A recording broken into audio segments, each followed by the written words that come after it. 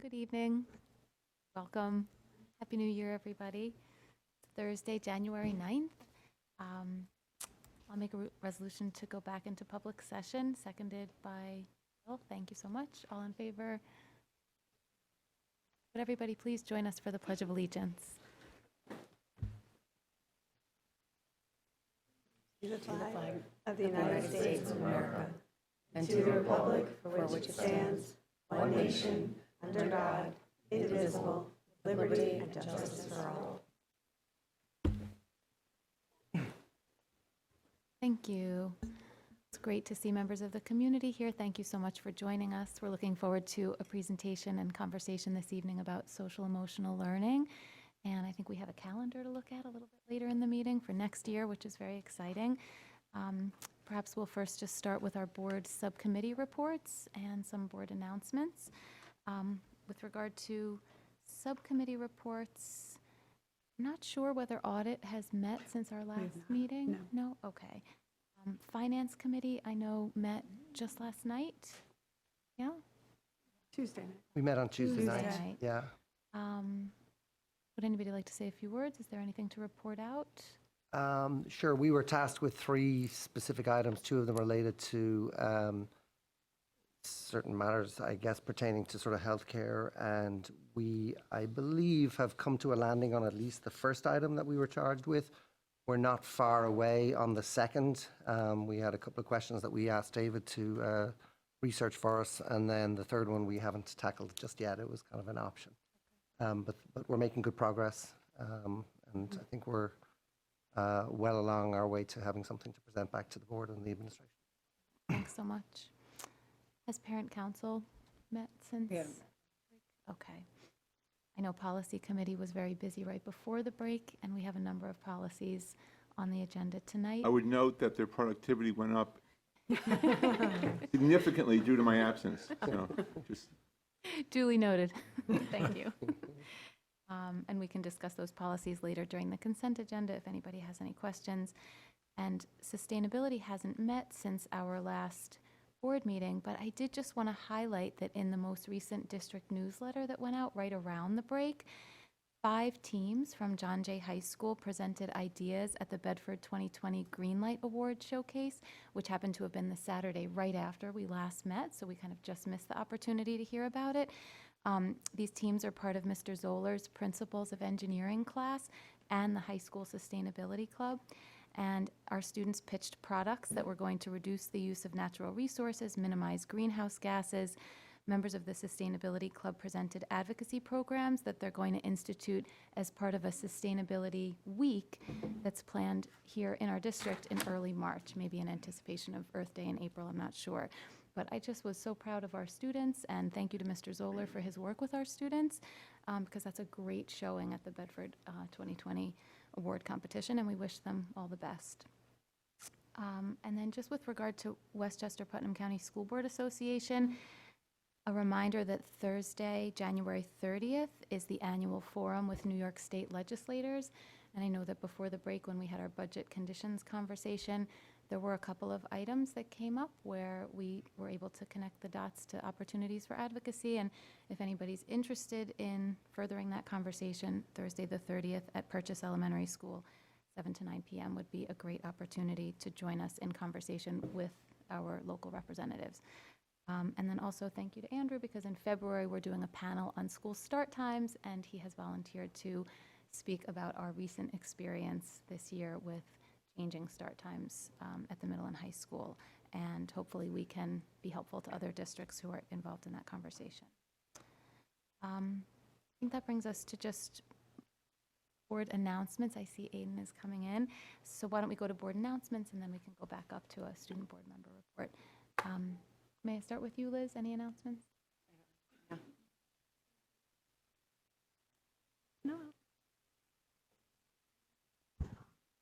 We attended curriculum night for the middle school,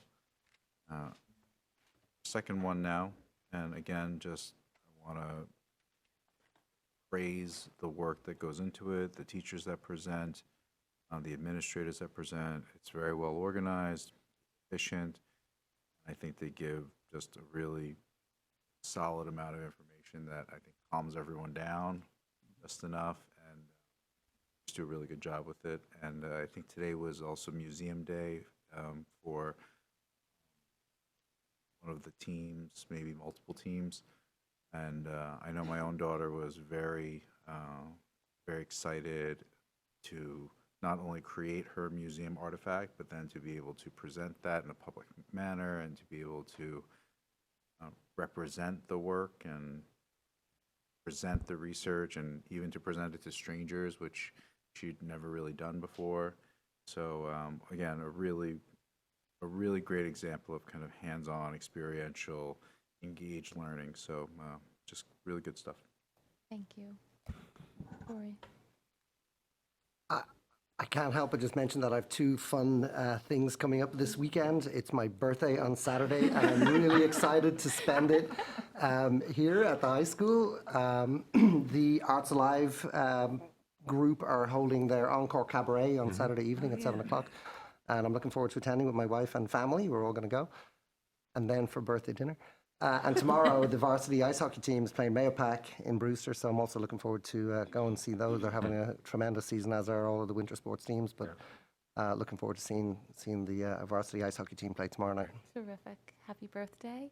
And happy birthday to Liz as well. And have a great time at those events. That sounds wonderful. Thank you. No. Yeah, Welcome no. back, Aiden. Oh, sorry. Thank you.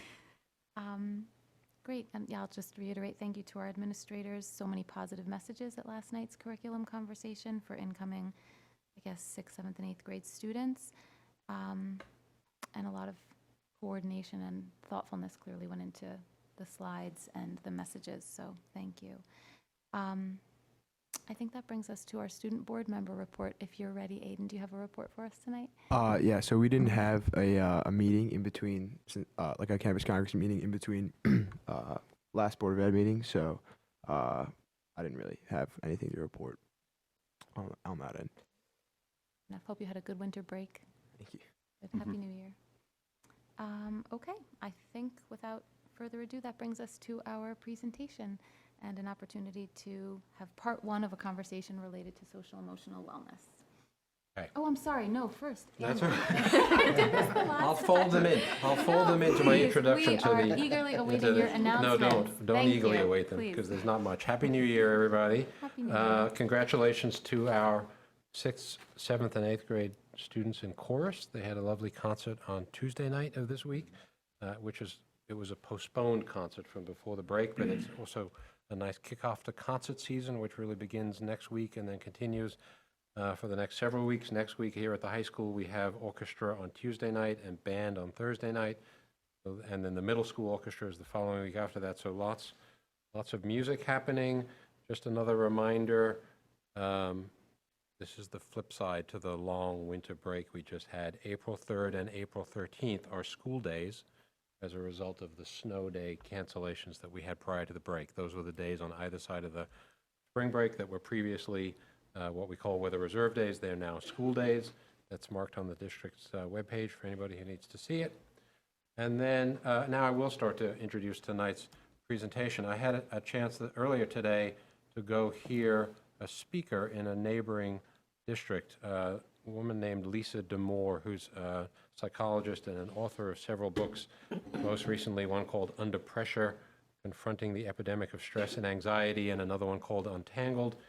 I thought she was a very impressive speaker with an interesting perspective on the issues of stress and anxiety, a little bit different than I'd heard before. But the point is, it's actually hard to turn anywhere these days and not see this topic being addressed. So tonight we're going to talk a little bit about social and emotional learning. I don't know that when I went to school that was a term that we used. I think it was present in the way teachers and students conducted themselves, but we didn't have names and labels for it. And today we do, and that's for good reason. This has become much more of an issue in schools in recent years, in schools, I should say, in the lives of children and adolescents in recent years. And so it's also become something that we think much more consciously about, I think, than schools perhaps did in prior years. So tonight, we're going to focus a little bit on making sure we all understand what it is and why we think it's an important topic. We're going to start a conversation with our board tonight, like some of the conversations we've had earlier this year. It's going to be a two-part conversation. First one tonight on what it is and why it's important, and then the second one on January 23rd, where we'll have some of our instructional leaders with us, and they'll talk a little bit more about what it looks like here in our district. But we wanted to spend some time tonight really thinking about what it is. With that, I'm going to turn over to Mary. Thank you. Thanks, Mary. Thank you. Evening, everyone. So as Andrew mentioned, tonight we'll talk about what social emotional learning is and why it's so important. And then when we meet again on January 23rd, what does it look like and what could it look like in our district? So we'll start with this. We call this the CASEL wheel, CASEL. That stands for the Collaborative for Academic, Social, and Emotional Learning. And that's a collaborative that really focuses on research, practice, and policy that helps to inform districts and schools and states. They've been really guiding a lot of the work. And New York State has a framework for social and emotional learning, and they've based it on these 5 competencies, those colors that you see in the middle of the wheel. So in the orange sections are all related to self, so self-awareness and self-management, and the green, obviously, to others, the social awareness and relationship skills, and then the yellow, responsible decision-making. So all of that being part of social emotional learning, but you'll see that it's also surrounded by classrooms, then schools, then homes and communities. I think the message around this is this can't be done alone. This is something that the whole community has to really take on in terms of supporting students' social and emotional well-being. So some of the big ideas from CASEL, really you'll see some bullets up there that describe some of the things they feel are important, but it's really saying that it has to be integrated. This can't just be a standalone program. It has to be part of the fabric of everything we do. And the principles and practices that support the success of our students, they have to be a part of our decision-making in terms of curriculum and just about everything that we decide upon. So why is it so important? 2 really big reasons. One is that emotions are inextricably tied to learning. So this connection between emotion and cognition is really, really strong, research-based, very important. And we're seeing that learning can't take place if students aren't feeling comfortable and welcomed and affirmed in our classrooms. So it's really important that we consider that as we design lessons.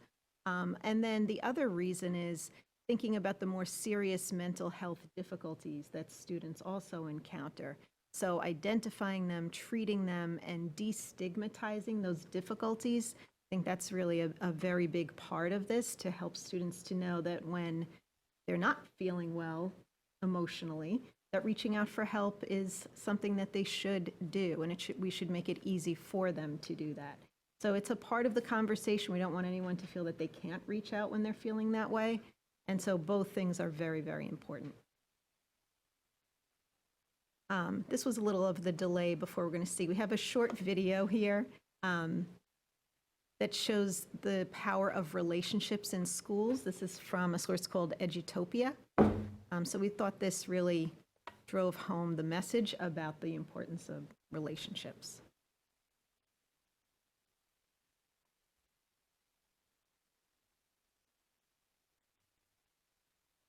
Please stand by. I think Rich has it queued up in the back. Sorry for the delay. Okay, we'll go back to the slides then. Really what that video showed was teachers working with students one-on-one, having conversations about work. There's one scene where a student is really struggling, and you can see that the content is really, really difficult. But the teacher stayed with him and just encouraged him to think it through and take it step by step. And, you know, that part is very powerful because it's so easy to give up when we feel frustrated or when anxiety becomes very high. And I think that's what we don't want our students to do. We want to help them persevere when things are difficult. And we also want to know them well. And as you know, that's been a focus of ours throughout the year, getting to know our students well. So when we know them, we know what's really difficult. We know how to support them. We also can choose assignments and activities and learning resources that best suit their needs. So all of that is tied together, but I think that was really the message of them. So I think in the clip, there were some moments of students speaking about how much harder they'll work when they know Yes. that the teacher is invested in them and knows who they are and cares about them. And that's obviously, what we're looking to create and the kind of environment we're looking to create. yeah. Could we just get the link? Yes. Sure, thank you. Yeah, sorry about that. Let's see. We have a slide here just with the learning commitment, because we always want to connect to our learning commitment. And if we want our students to be intellectually engaged in deep learning, we have to create these environments that make them feel comfortable, welcomed, and affirmed, and encourage them to be active participants in their own learning. And you'll see in the learning commitment, we have references to social skills like communication and collaboration, as well as some self-regulation. You have to kind of regulate your own learning and your own attention. And on the next slide, these are just some quotes from an article I believe some of the board members may have read from Linda Darling Hammond in A School Administrator last fall. And some of these things, and especially the things that are bolded, really show connections to our learning commitment. So curriculum design and instructional practices that integrate social emotional learning with academics, so all that collaboration that we see, well-designed collaborative work around hard problems. We always talk about authentic problems and asking students to come up with solutions and engage in a process toward solving those, reflecting on and revising their work in response to feedback. So both giving feedback to others, there's a social skill involved there, with lots of nuance, of course, and then receiving it. Sometimes it doesn't feel so good to hear that your work may need some revision. But then how do you work through that? How do you regulate your emotions to work towards your goal? And then the whole working in groups on problems that need creative solutions, thinking outside the box, not shutting anyone else down. These are the things that become a fabric of what we do and what we want to encourage our teachers to work on with students in their classrooms, and what the dispositions that we'd like to see our students further develop. So we thought we'd stop here and just take a pause to ask, how are these objectives similar or different from what you experienced when you were in school? Is there anything surprising, and what are you wondering about?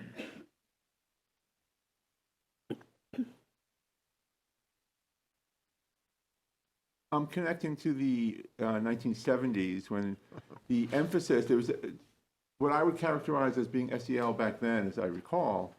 It was more on the green pieces. It was the relationship to the world, relationships to others.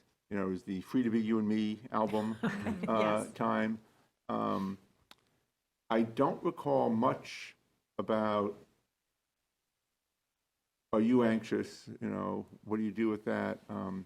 And I would think that extremes on either side, so on the one hand, you don't want to ignore anxiety and symptoms. On the other hand, life involves challenges and learning how to handle it. But, like you said, to persevere is also useful. And I think that's a hard balance to get, because the kids, they're all different. Their home life is a dominant factor, and that's something you may or may not be aware of. And of course, developmentally, it changes. So it's definitely important, but it's a challenging topic. Absolutely. Billy, I think you would have liked the psychologist I listened to earlier today, because that's almost exactly what she was talking about going to the extremes. And she was pointing out that, at least from her perspective, where popular culture is today on stress and anxiety is very far away from where the psychological community is, in thinking that it's something that should be avoided at all costs, whereas psychologists will say it's a healthy and natural mechanism that we have, that stress and anxiety do us a lot of good, and that avoiding them altogether only increase, in fact, one's stress and anxiety and help one learn not to be able to deal with it. So I think Absolutely. you make a very good point there. I underlined, the difference between social emotional learning and mental health. So Yes. a lot of the mental health diagnoses, one of the key pieces to the diagnosis is not, are you anxious or not? It's, is it interfering with your life, with your ability to do what you have to do during the day? So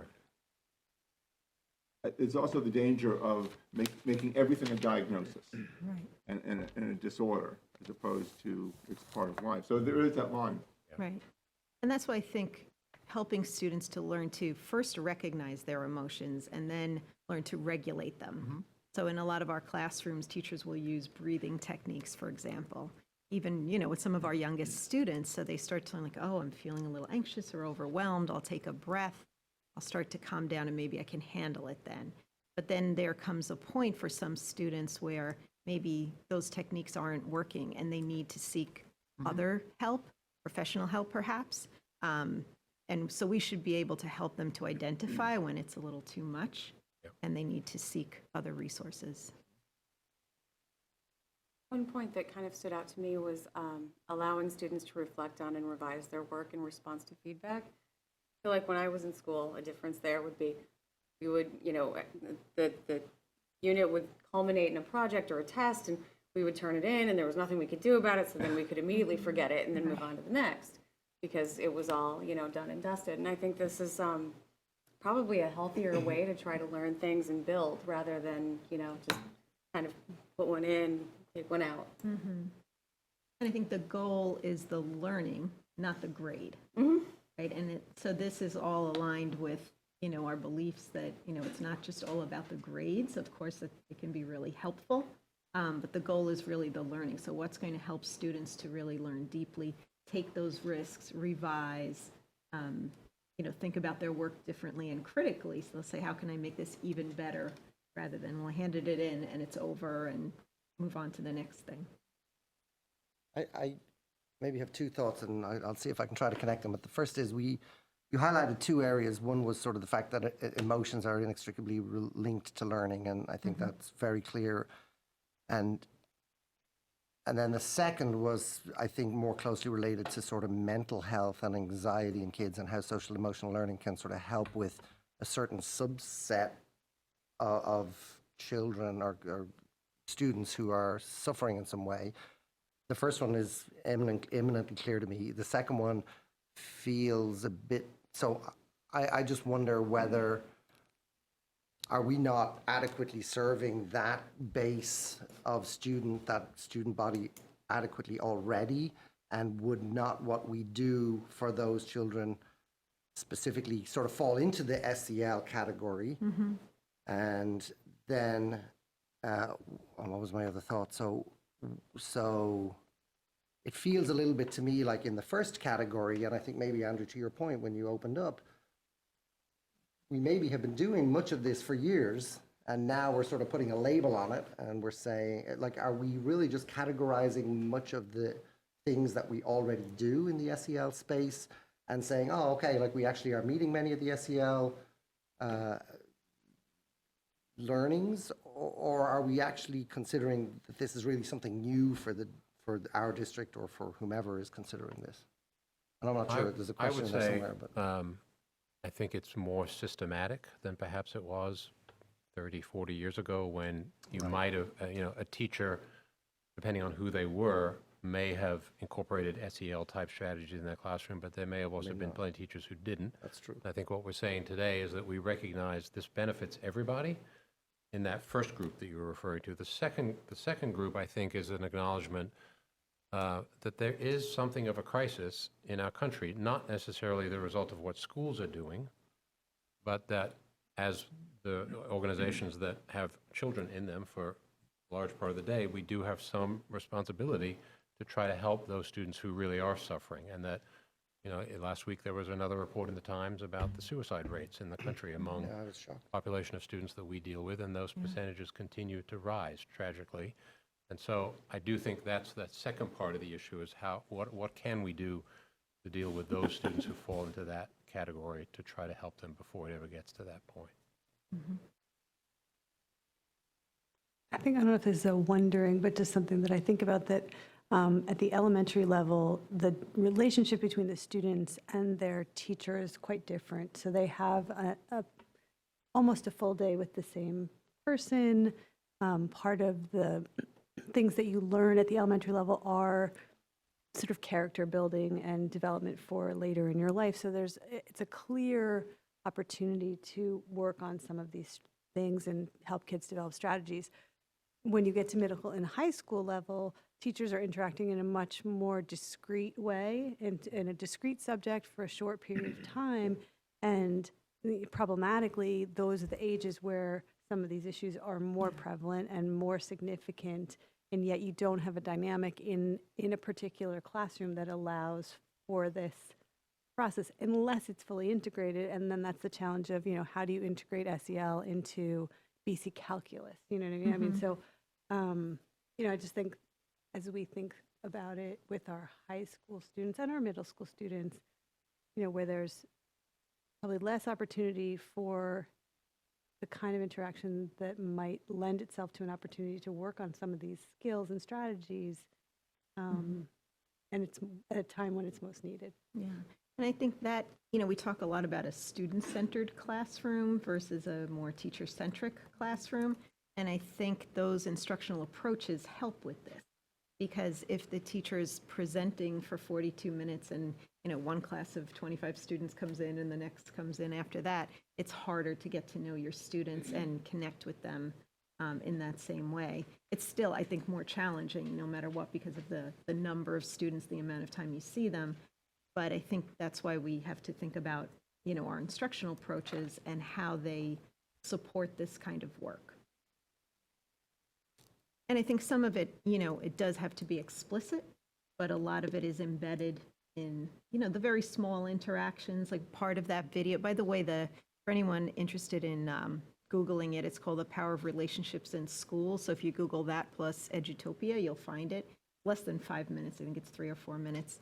But one of the things they show is a kindergarten teacher and how every student who enters, she welcomes them every morning and says their name and looks them in the eye, and they're so happy to see her. That's really hard, in high school, especially when they're trying not to look at you most of the time. I'm sure that's not the case with you, Abe.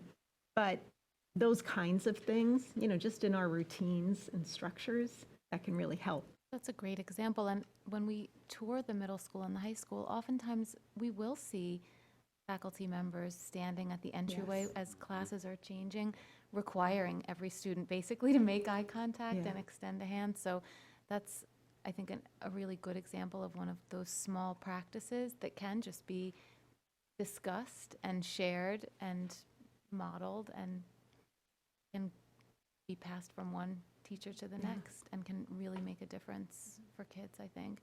Because although I totally agree with your observation about how it's different for elementary school kids than it would be for students when they're in content-specific classes, it strikes me that some of what we're talking about here is just naturally going to be more intuitive to some people and more comfortable for some people than for others. And I think that's fine, too. I think not all teachers are going to just intrinsically gravitate toward this kind of conversation or these practices and feel as if this is like something they get really excited about without maybe concrete evidence of why it's important to do this and how outcomes can actually be improved. And then there are going to be other people who've been really deeply embedding these kinds of practices in their classrooms without even knowing what they were doing because it's just human nature to them. This is how this content strikes me as something that would just be received very differently by individuals. And so I guess then that goes to your point about what you're trying to do is talk about maybe a more systemic approach to bringing these practices to Katonah-Lewisboro. And professional learning, so that ongoing, awareness of why this is important. Because I think for teachers, especially at the secondary level, they often feel very pressured to kind of get through lots and lots of content. So it feels like another thing. And when you're so focused on one thing, it's sometimes hard to, in the past, this might have been thought of as kind of, that's nice but not necessary. And I think what we're learning is it's necessary. It's a necessary part of instruction. Insofar as you would incorporate it into the existing curriculum, in whatever way that makes sense, as opposed to setting up specific SEL classes. Am I right about that? Yes. Yeah, okay, so it's kind of a, One of the things we were doing last summer, we had a group of teachers who were working on designing units for the learning commitment. So they're working on a template, and what we're trying to do is, as they connect to content standards and skills, they're also connecting to some of those competencies. Sure. So, as you think across a unit, what are the social emotional skills that you're working on throughout the unit? It may not be that every day it's explicit, but are there ways you can structure your class to ensure that there's more collaboration, for example, or students speaking to one and another? project-based learning that we've already started to incorporate into the curriculum, right, is another good example Yes. of that. And it's clearly collaborative, and it, gives the students opportunities to work together and to work as a group and to work with their educators. Yeah, Yeah. absolutely. And we have just a few more slides. This slide shows some of the reasons why the focus is so important. Some of the things, when you think about achievement scores, improved attitudes and behaviors, fewer negative behaviors, and reduced emotional stress. So hopefully a reduction in things like depression, anxiety, and social withdrawal. So those are some very important reasons. But also some of the more sobering facts from the American Psychiatric Association. So thinking about the prevalence of these mental health issues and, the things that we hopefully can avoid for our students. But it just speaks to the magnitude of the problem in our country. So this slide just has some regulatory pieces and acts. So you've all heard of the Every Student Succeeds Act, which was the No Child Left Behind Act. That's at the federal level. So then New York State made their own version of that and made some amendments to the commissioner's regulations. So there are some new regulations around mental health education, school counselor regulations, but there are also these guidelines and benchmarks for social emotional learning. So NICED has laid out, based on those 5 competencies, K through 12, some different goals and benchmarks for each grade level. And then there is a new culturally responsive and sustaining framework that we've started to explore with our faculty as well. Mary, do we expect that to be mandated? You say it's guidelines now, but Yes. do you think NICED will eventually mandate, or is it mandated? It's not mandated at the moment. Whenever you have guidelines from NICED, I'd say they're strongly encouraged. Yeah. But I'd say these are the two in green especially, that have been very, very well received by teachers, any teachers I've spoken to within this district and in the area, because I think they're things that make sense. And, if you care about children, you're caring about their social emotional well-being. And the culturally responsive focus is something that I think is relatively new coming from the state. And yet it's something that, we want to ensure that we're doing for our students. So you've heard a lot of our conversation, for example, our classroom libraries. We want to make sure that students have windows and mirrors so they can both see themselves in the books they read and they can learn about the perspectives of others.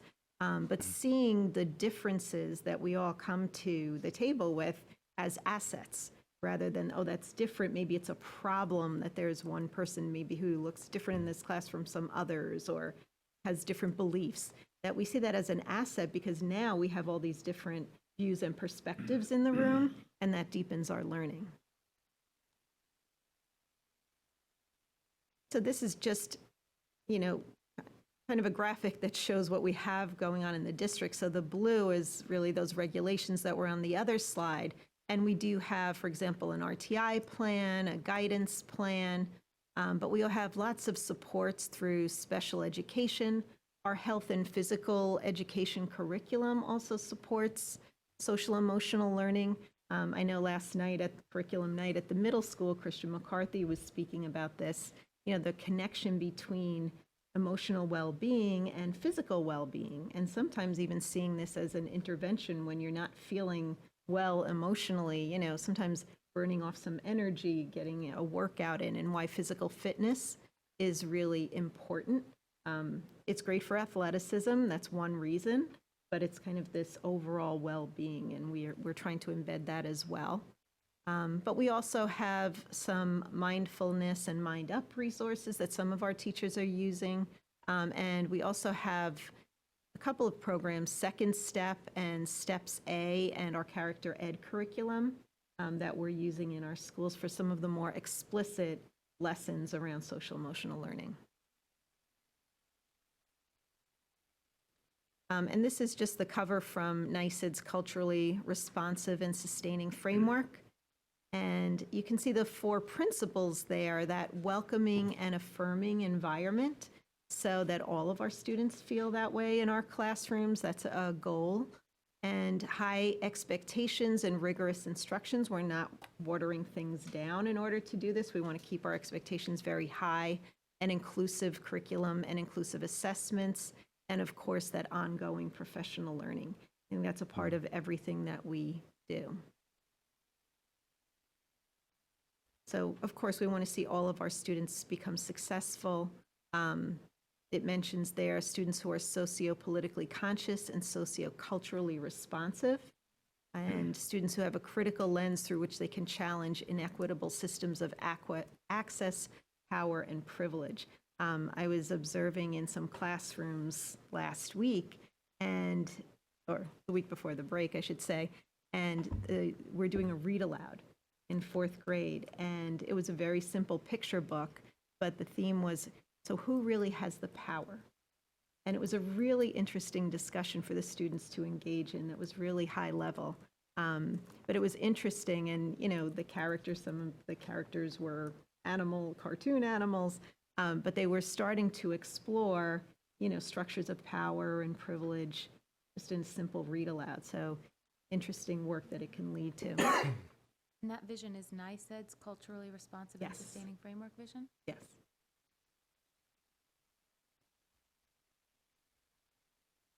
So, other questions or thoughts about what you might like us to consider when we have our next conversation?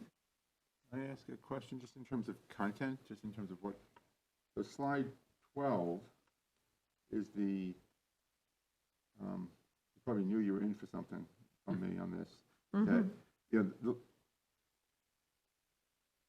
this learning could be valuable whether or not it raises test scores 11 to 13 points. And sometimes there's a danger in sort of over-promising. So it depends on what the underlying research is here, but to say that, because we do this curriculum, everybody scores better would be a very bold statement. Absolutely, yeah.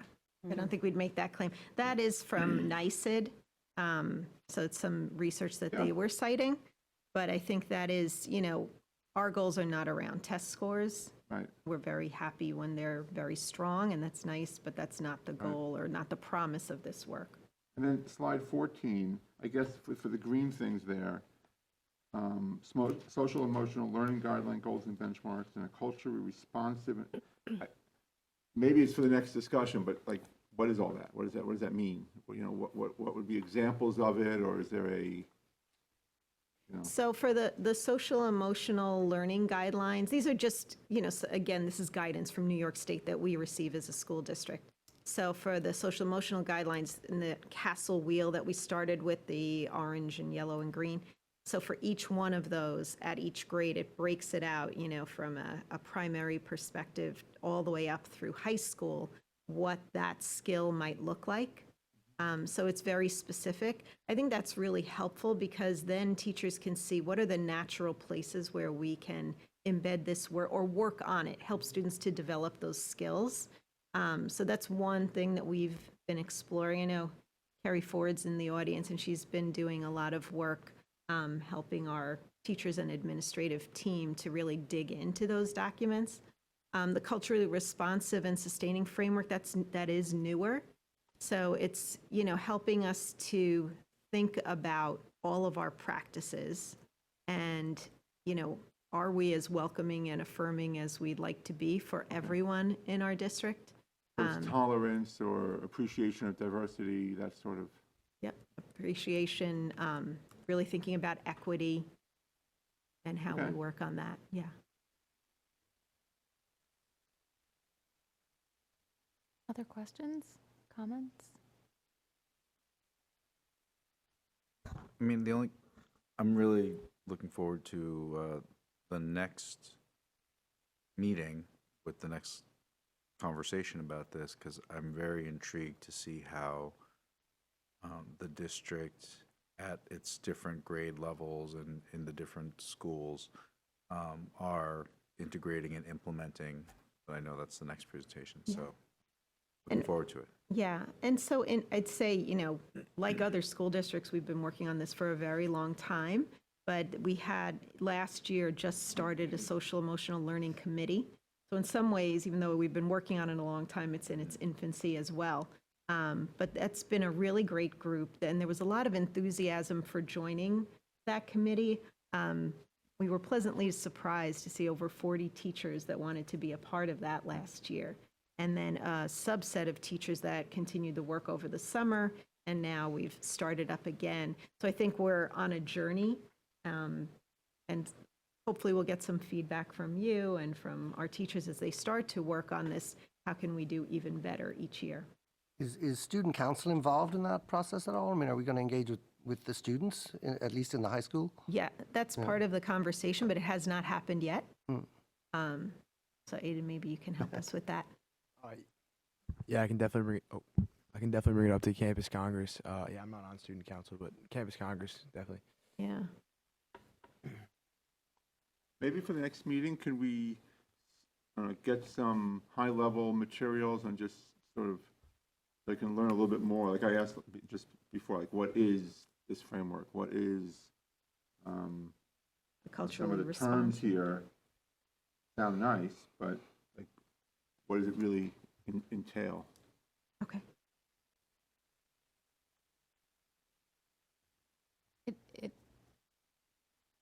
When we've toured the buildings and at meetings for parents, I think we are consistently hearing the message around the focus on getting to know students well this year.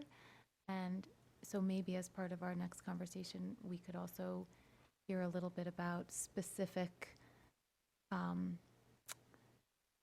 examples or initiatives, or how does anything look different because that is our focus, or how are we hoping things might look different and where because of our emphasis on getting to know students well.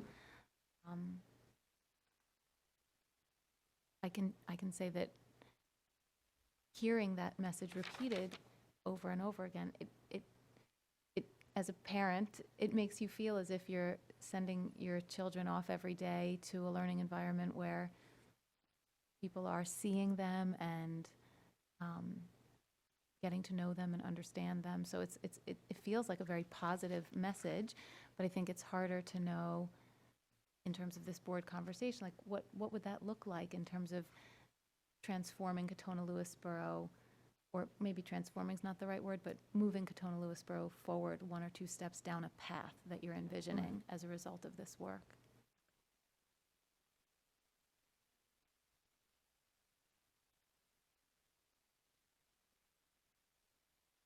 I'm gonna borrow something from Marjorie here. Is there any?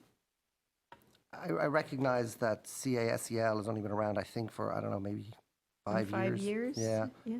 But is there any historical literature that we might borrow from that might help us inform sort of where this concept has developed from? And I don't know. I found the historical context in the past really, really helpful.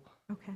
And you were probably going to ask the same thing, Marjorie. No, I wasn't, but I think I love the suggestion. Thank you. And I'm sorry, this is going to feel like a real digression, but I was present at the Ancient Egypt Museum today.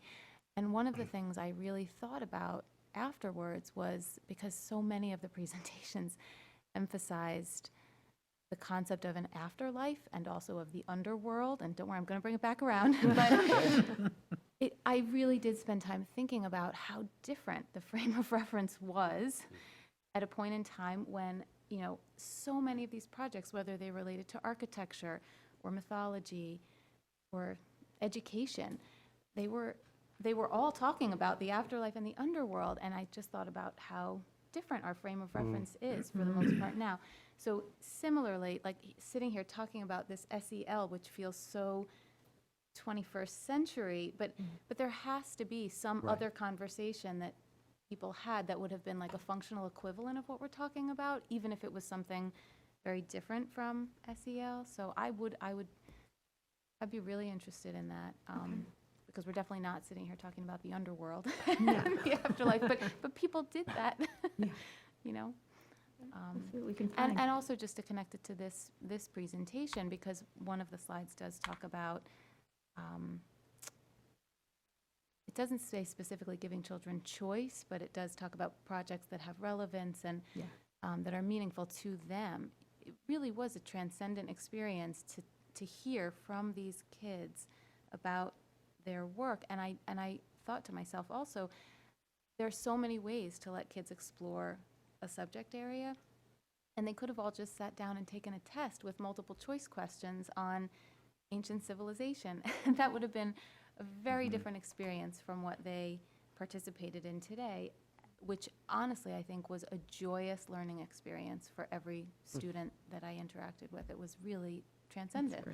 And so I think about like social emotional learning, and although that was not a lesson where the learning objective was to enhance the social emotional security or feelings of children, somehow from my observer, like it had a huge benefit to kids socially and emotionally. They came around and they talked to each other yesterday about the projects, to give feedback to one another, to help the kids do better for today. You know, it had a lot of layers to it. The kids did revise. It was the revision process. They revised their work for weeks. It was so different to your slide about like what's different today. You know, it was such a different learning opportunity than anything that I remember in middle school. So. Yet it sounds like, you know, there's, you know, take the test, multiple choice versus some project. I remember from my education that sometimes those projects were, you know, build a model of the Parthenon, or, you know, it was, yeah, it's hands-on, yeah, I chose it, but it's not, either I'm not learning a lot about the culture, or I'm learning a lot about such a narrow piece that you can argue whether it was a benefit or not. And this sounds like a more real engagement of learning without just becoming, you know, something that is different from a test but doesn't accomplish anything different. Right, not just an activity or, like the dioramas and Right, things right, like right. that. I was intrigued a little bit by something you said about embedding practices. And so it was in reference to a teacher greeting the students as they come in. And I thought that was interesting because it does seem like there's some big changes just in terms of like curriculum and having the Egyptian Museum versus the test, but then also the small changes. And I would love to hear a little bit more about how you address each of those and how it's being integrated.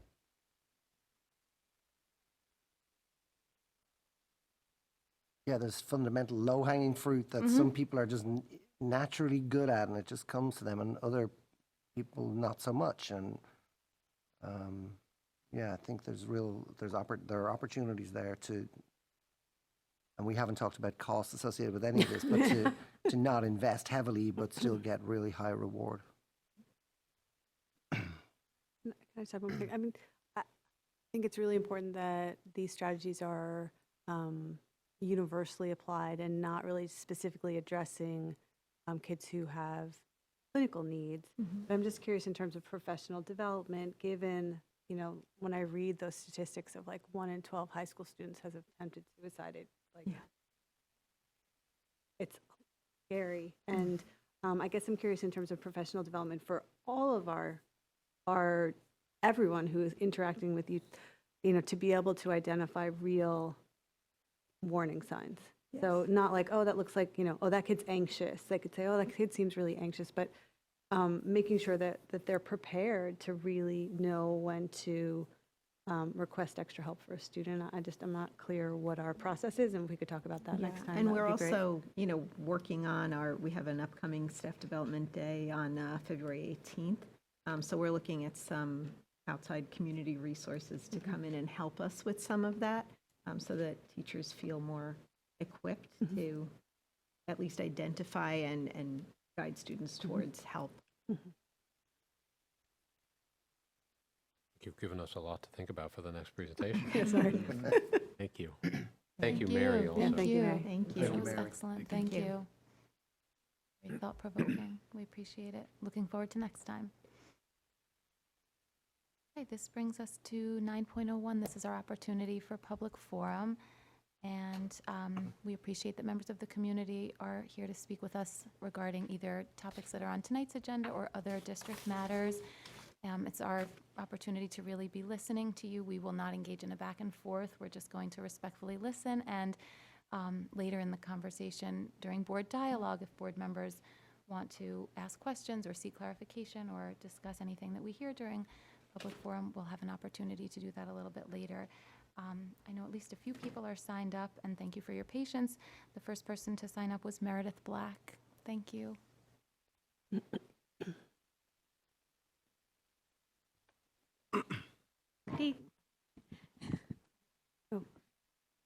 Not used to that. Good evening. Good evening. Thank you for your time tonight. I saw the presentation on the agenda that was going to be listed. I would just ask maybe in the future it'd be possible to have that presentation posted online in advance just to look at it, to keep an eye on things. It is a very important topic, and I'm here tonight because I did want to understand the district's position on that particular issue. And for me, it has a personal note because my daughter, has been a struggling reader, and as a struggling reader, she really had she's a third grader now, but as a second grader, she had a lot of issues as far as wanting to come to school, coming and going, the anxiety associated with her struggles in the classroom to learn to read. She had wonderful, supportive teachers in the classroom that made it a really pleasant place for her to be, but that underlying learning disability that she had that wasn't really being addressed was a problem for her because she knew she was falling behind, and that was causing anxiety and stress. And I think if you're going to take up the topic of looking at the social and emotional well-being of the students overall, you have to ask yourself where those stresses are coming from. We know a lot of them are externally related, but in terms of the school setting, a lot of that also comes from the challenges and rigors the students face at different levels as they go through the educational process.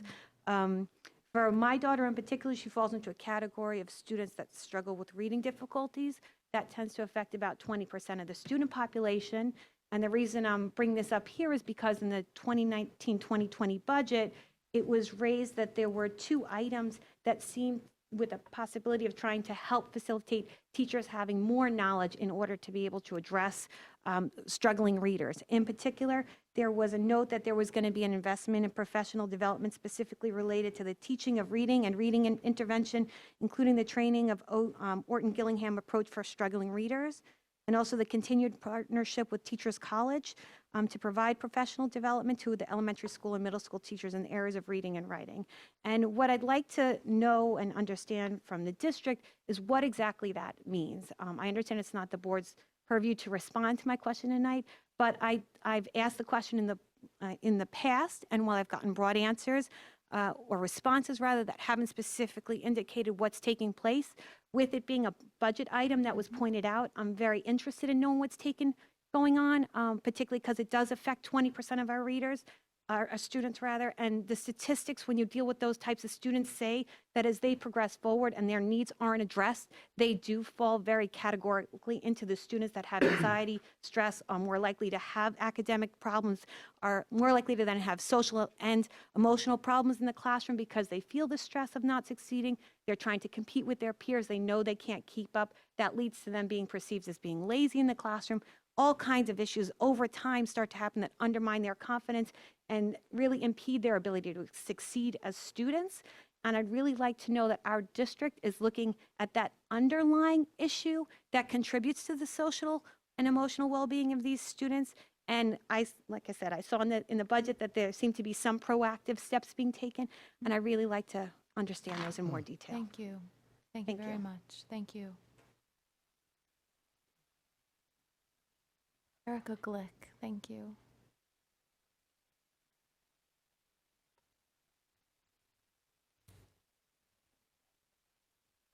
Thank you. I'm feeling rather anxious as well. But I was intrigued to come tonight because I was very pleased to hear that our district was making a move towards social emotional learning, because I want to share this photo of my first grader that was posted outside of her classroom when she was in first grade with a thought bubble over her head that said, "I would like to be a better reader." This was posted by her teacher at the time under the guise of the growth mindset. This picture to me shows a child who's ashamed, and this greeted her every day until I saw it and asked for it to be removed, because I did not want her self-image to be so negatively impacted. Because I felt like we were not helping our students. In fact, we were looking the other way despite their cries for help. We were viewing these children as deficient, where unfortunately what was deficient was proper literacy supports in our schools. As Meredith had mentioned, 20% of the children in our classrooms right now most likely have some sort of learning disability. Those are scientific statistics, current scientific statistics. Yet we're using a reading and writing program that has recently said it is not intended for that 20% of our students. So while I applaud you for taking the initiative to move towards that social emotional component, let's take it back down to our elementary schools, our very early childhood years, and allow them to have that confidence, allow them to learn to read so that they don't feel so horrible about themselves. We know this. We know that struggling reader will continue to struggle for many years. Let's not look at those 1 in 12 high school statistics, suicide statistics. That's frightening. I don't even know how many of those children have learning disabilities. Let's think about that. I'm sure there's science that will tell us those statistics as well. But again, you don't have to respond tonight, but food for thought, as we will meet again in a few weeks to have a follow-up on social emotional learning. Let's think about let's be proactive instead of reactive. Thank you. Thank you. And Peter Gallagher.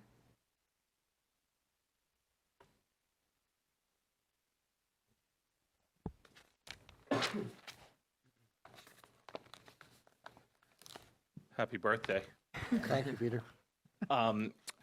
It's my understanding from prior meetings that in February or March, the board does a determination if there's going to be a budget surplus, and if so, how much will be redirected into next year's budget, or how much is spent on improvement projects. Last year, the parking lot was paved, and I understand that. So I wondered if the board could describe the process that's used to identify the options for where that money will be spent, and how that's then brought to the board. So does the finance committee develop the options?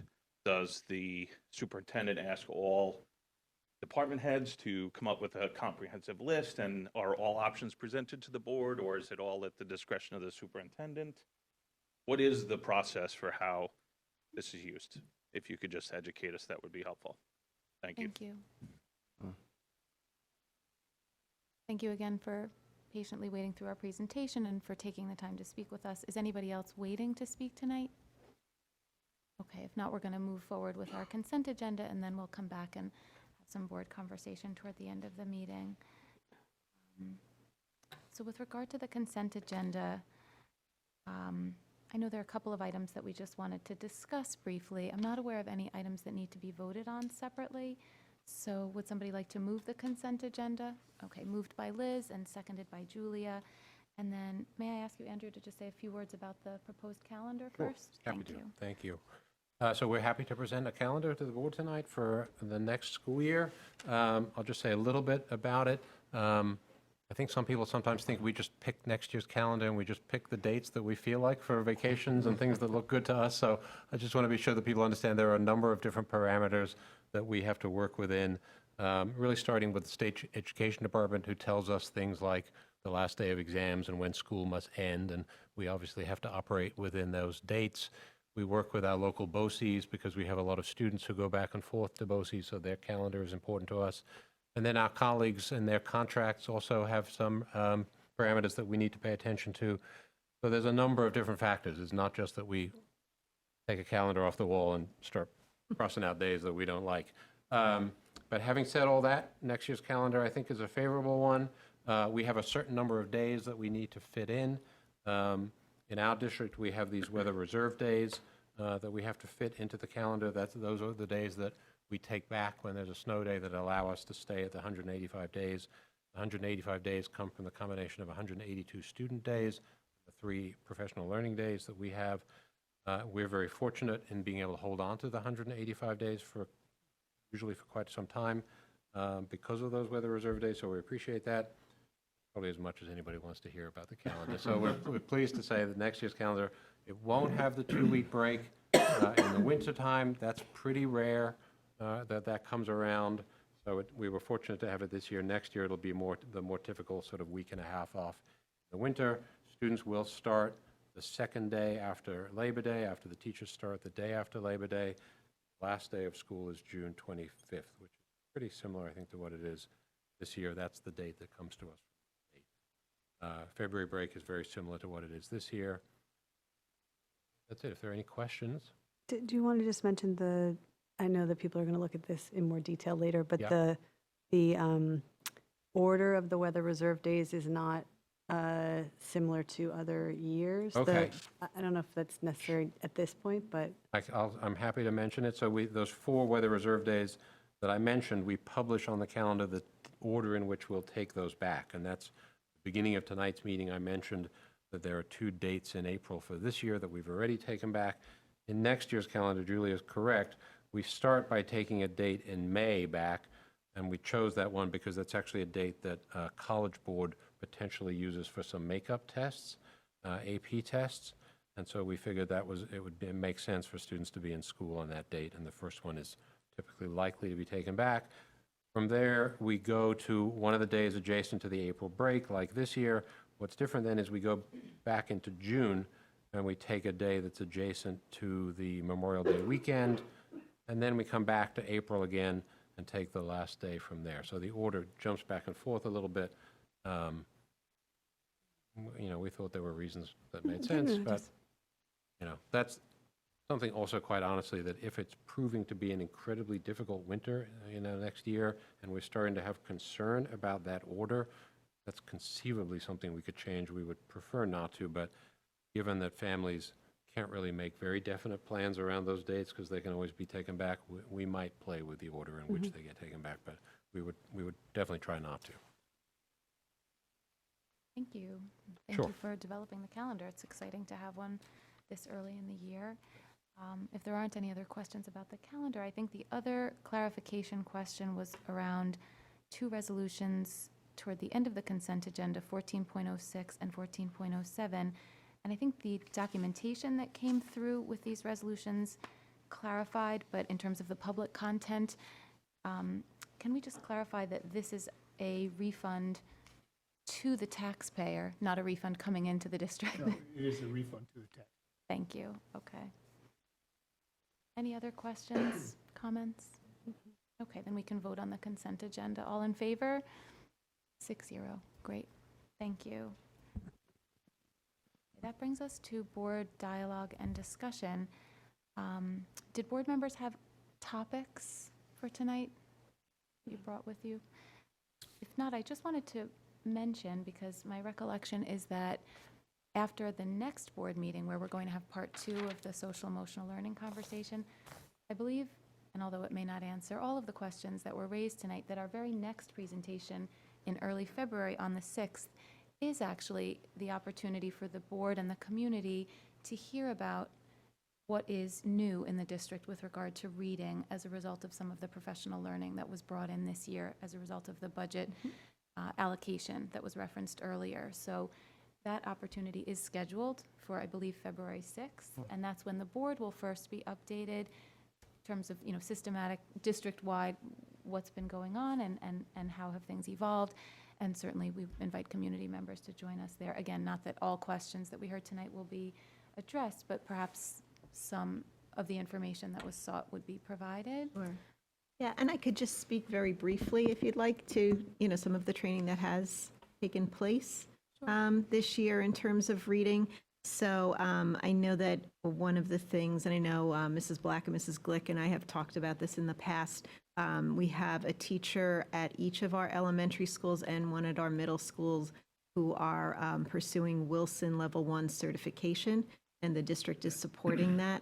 So they're supporting by paying for the course that the teachers are taking. And when teachers are certified for Wilson Level 1 certification, they have to work with a student. And we couldn't guarantee that that could happen during the school day. So this is paid outside the school day to work with a student on site as part of that work. So someone from Wilson comes and then observes. Sometimes it's done virtually, sometimes in person, but they work with that teacher. So we have 4 teachers currently pursuing that certification. We also have some teachers taking Just Words training through our local BOCES, which is another Wilson-oriented program. We have Teachers College consultants coming in, as you know, 5 times. They have 5 visits per grade level. So it's really 10 per building. So we have a consultant that works with K2 and another that works with 3-5. We also have one consultant that comes into our middle schools as well.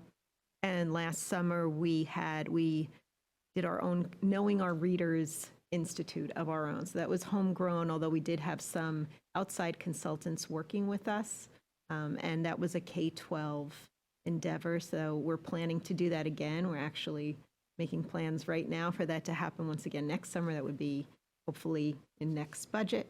And then we did some other training around consistent reading inventory that happened this past summer, and ongoing work throughout the year with our internal staff developers and myself as well. Thank you.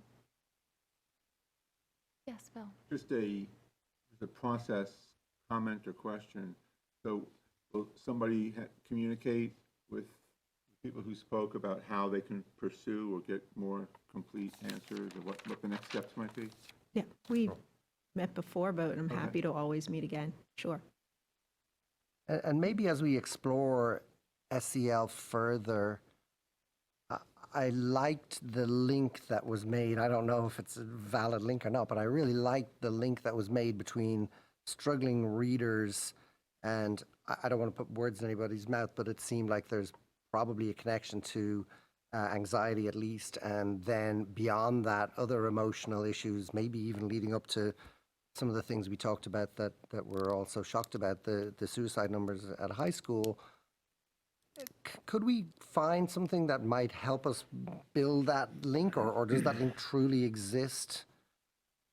Does it begin with readers who struggle at very early ages? It's so multifaceted and nuanced that, it's always hard to say there's any one factor, although But it's a it contributing makes factor sense that if potentially. a student isn't feeling good about him or herself as a learner, that might lead to some negative emotions and more serious consequences down the line. So I think, it's always important, and I appreciate the notion of the underlying causes, right? Yeah, So whether it's the learning disability or, maybe it's something else, some family issues that are happening that are causing stress. There's so many things that could be adding to stress. So and again, I think that our focus of knowing our students well is really helpful in that way, because if we do, then we'll know how to best help them and hopefully prevent some of that happening. Mm-hmm. But I think that's ongoing, deep work.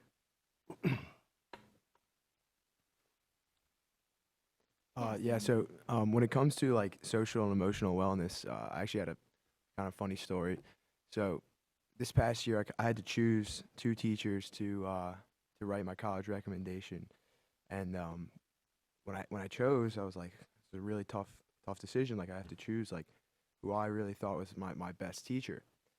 And when I finally made the decision, it turned out the teacher I chose was my worst grade in high school. And no, seriously, like, and at first I was like, oh, maybe not. But it was the reason I chose that teacher was because although I was not great at that subject, they made me feel very confident in class. I really loved going to that class. It was never like an issue with them, like delivering the information, which I think it never is with teachers in our district because they're so well versed in their areas of teaching. But they really made me feel confident, not to feel bad. Made sure I didn't feel badly about what was happening, and made sure I was, as long as I was working hard and doing what I had to do, that whatever the outcome was not really in my hands after a certain point, and they really made an effort to make sure I was okay and helped me with it. So I think it goes to show that teachers that really reach out with students and connect with them on a confidence building level and just making sure they're not necessarily stress free, because like you said, there's always some benefit to having a little bit of stress, but making sure they really feel welcome where they are and don't feel out of place, because that's a terrible feeling, is extremely important. And even if that means that your grade isn't the best, I would definitely take a teacher that would make me feel welcome over there. So definitely from a student perspective at least. Thank you. That's a great perspective. I was going to also just clarify that the Finance Committee doesn't play a role in examining or identifying a budget surplus. Also to clarify that in February, although that is when we'll turn our attention to the budget review process later in the month of February, and the budget development process has been ongoing for months, I'm aware, but the board will begin its public review of the budget later in February. It's not at that time that we are looking at we don't set out to look at the surplus, but in the event that there is a surplus, that is the administration's opportunity to make recommendations to the board as to how to allocate that surplus. So I do envision that in February, we will be turning our attention to the budget, and that if the administration has a surplus in mind that we need to allocate, that you'd be coming to us with recommendations informed partially by your meetings with Yes. department administrators, and please. To be as clear as possible, I think to the question that was asked, though, I think those conversations are more about the decision to allocate, I always lose my terms here, fund balance towards offsetting next year's tax levy. And those are the discussions that happen here at the board table. Yes. The questions were more about, is there any funding in the budget in the springtime that we might allocate towards other projects within this year? Those discussions don't generally happen at the board table. They're more administrative. Happy to speak with Mr. Gallagher at length about that. But the discussions at the board level, I can think of, was a fund balance again, offsetting next year's tax levy, as well as sometimes the transportation. Really struggling with my language tonight for some reason. The resolution that we put forward about transportation will often make use of funds from this year's budget. That becomes a discussion at the board table too. But otherwise, some of the projects that we do at the end of the year, they don't make it to this level. Thank you. Any other comments or questions?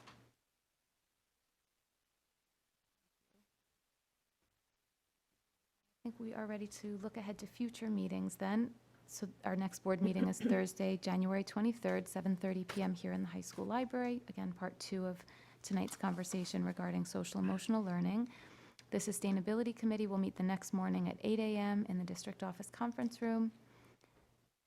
The board will meet again on Tuesday, January 28th. We have an anticipated executive session, 7:30 a.m. in the district office. And Friday, the 31st, policy is going to meet at 8:45 a.m. in the district office. Did I miss anything? Okay. And that brings us to 17.01. I'll make a motion to adjourn. Can I say one Please. more thing? Yeah. Sorry, I should have said this right before the consent agenda, so my apologies for stepping in now. But there was a couple of items that we board took action on tonight. One, there was quite a long list of our teaching colleagues who were retiring tonight. We want to say a thank you for all of the many years of service that they all gave. And then also, separate from that, there's another item in which the board took action on the retirement of Mr. Andy Galati. the assistant principal at Increase Miller Elementary School. Mr. Galati's been with the district since 1991, and he's been the assistant principal at Increase Miller, I believe, for the last 11 years. So we certainly want to say thank you to him for all of his years of service and for all of his contributions to the environment and the culture at Increase Miller. I know that he'll be missed, along with all of those teachers who are on that list tonight. Absolutely. Thank you. Will we have a for chance to taking say a more moment. about Yes, Galati and we the other will. retirements? We do at the end of the year. At We the have end a- of the year, an but event. thank you for taking the opportunity tonight, and we agree wholeheartedly. We wish him and all of our teaching colleagues who are on the agenda tonight the very best in their retirement, and they will all be missed. Thank you. And that brings us to 17.01, so I'll make a motion to adjourn back into private session to discuss employment history of an individual. Seconded by Bill. Thank you. All in favor? 6-0. Good night. Thank you so much, everybody.